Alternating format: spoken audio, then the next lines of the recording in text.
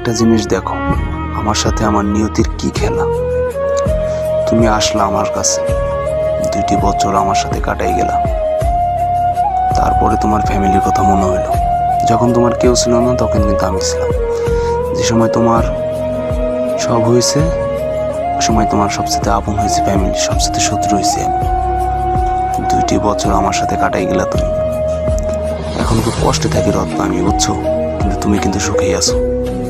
এখন তোমার চারিদিকে অনেক মানুষ, তুমি সবসময় হ্যাপি থাকো, কিন্তু কষ্ট থাকে।